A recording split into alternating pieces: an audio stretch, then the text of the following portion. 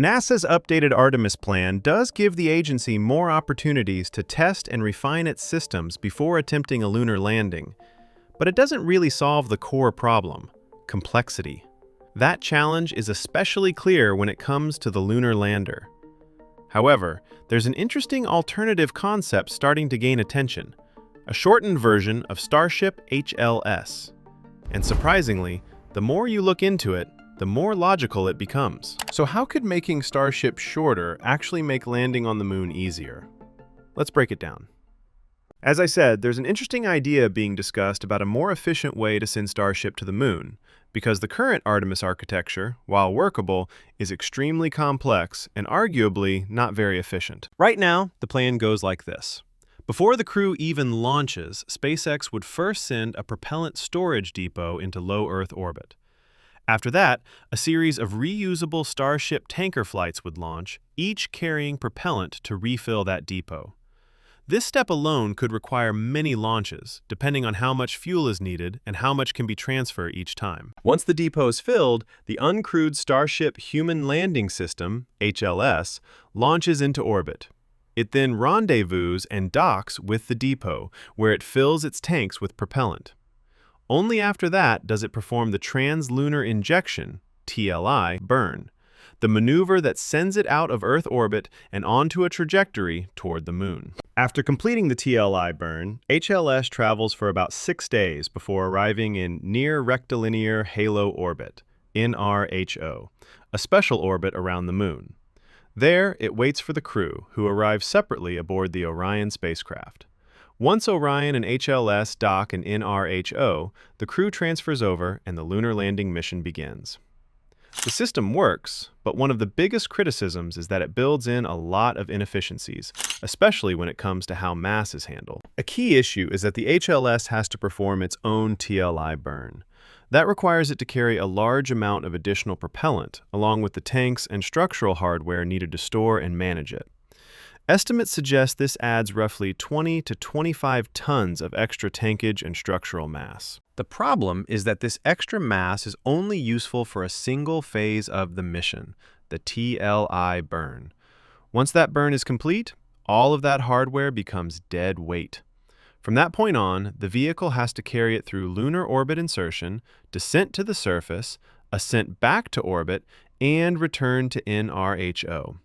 Every step becomes less efficient because the spacecraft is heavier than it needs to be. So instead of having one vehicle do everything, the alternative idea is to split responsibilities between 2 spacecraft. In this concept, you'd use a modified version of Starship HLS, a shorter, lighter, stubby version that does not perform its own TLI burn. This lander would launch into low Earth orbit just like before, but instead of fueling up and heading to the moon on its own, it would dock with a separate vehicle designed specifically for trans-lunar transport. This second vehicle, often described as a trans-lunar tug or depot, would handle the TLI burn.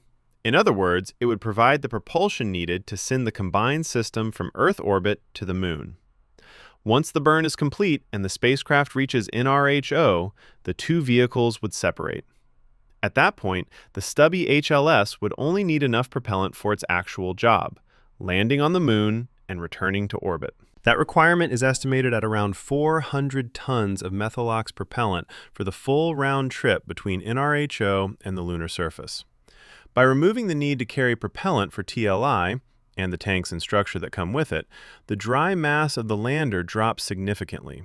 And that creates a cascade of benefits. First, the vehicle becomes shorter, which lowers its center of gravity.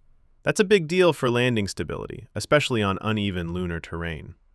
It also simplifies certain systems, like the crew elevator, since the distance from the cabin to the surface is reduced. Second, performance improves. The round-trip delta-V margin between NRHO and the lunar surface increases to nearly 700 meters per second. That extra margin provides more flexibility during the mission and gives engineers more room to handle unexpected situations. Third, and maybe most importantly, the total propellant requirement drops. Since the lander is lighter and only carries what it actually needs, fewer tanker launches are required to refuel it in orbit. That simplifies the entire logistics chain and could significantly reduce costs. But there's no such thing as a free upgrade. One of the biggest challenges with this approach is the TLI burn itself. Instead of a single spacecraft performing the maneuver, you now have two large vehicles docked together, firing engines in coordination for several minutes. This has never been done before at this scale. To make it work, you need a very strong, rigid docking system, likely a nose-to-nose configuration, capable of handling the forces generated during the burn. You'd also need extremely precise guidance and control systems to keep the combined stack stable throughout the maneuver. Even though the forces aren't extreme compared to something like a rocket launch, they're still significant.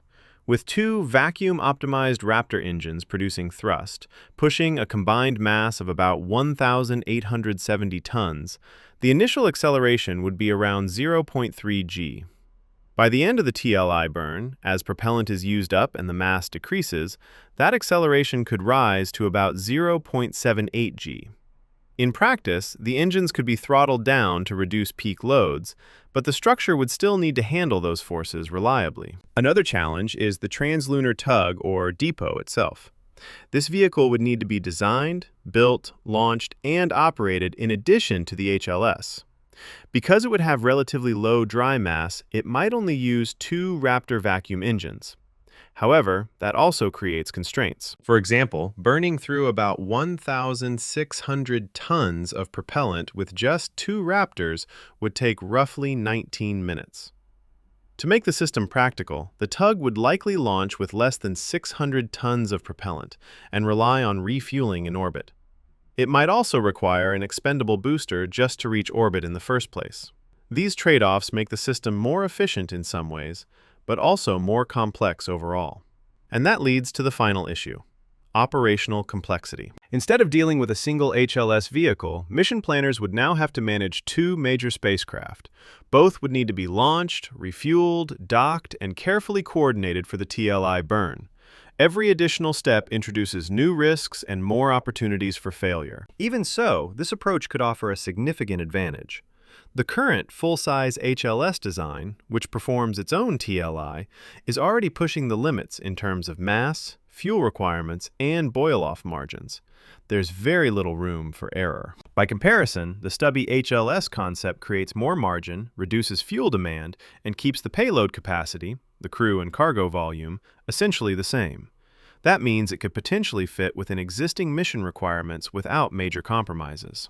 So, what do you think? Is this plan better than the current Artemis architecture? Let me know in the comments. Another alternative way proposed by Robert Zubrin, founder of the Mars Society and president of Pioneer Astronautics, is to get to the moon using SpaceX's Crew Dragon. While Zubrin acknowledges the significant work NASA and its contractors have invested in the Orion spacecraft and Space Launch System, SLS, he argues that they've been outpaced by faster, more efficient commercial alternatives. Dragon isn't just cheaper than Orion, it's better, he states, pointing out that Crew Dragon has a dry mass of only 9.5 tons compared to Orion's 26.5 tons. According to Zubrin, Orion's excessive mass is largely the result of conflicting directives from multiple presidential administrations over the years. At one point, Orion was even required to be capable of traveling to the asteroid belt.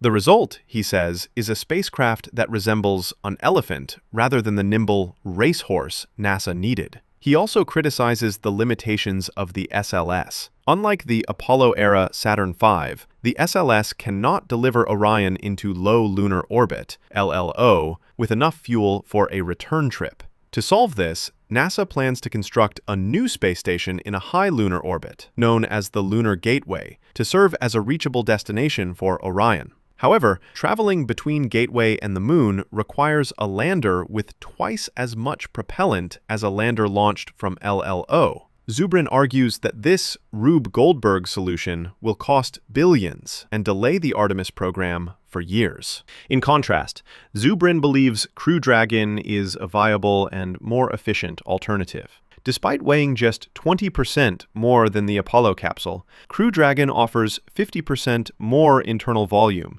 making it more than adequate for a lunar crew mission. And because it's already operational, it doesn't require waiting for the SLS to be ready. Instead of relying on SLS, SpaceX's Falcon Heavy, already flight-proven, could launch Crew Dragon into low lunar orbit with a fully fueled return stage. This approach would eliminate the need for the gateway entirely. While a two-launch profile would still be required, one for Crew Dragon and one for the lunar lander, both launches could be carried out using Falcon Heavy at a fraction of the cost of using two SLS rockets. Each SLS launch costs roughly 10 times more than a Falcon Heavy, Zubrin notes, making the commercial alternative not just faster, but dramatically more affordable. In the end, even if we don't yet have the perfect plan to return to the moon and build all the things that we wanted, it's exciting to see so many people sharing their enthusiasm, and not being afraid to put their ideas out there.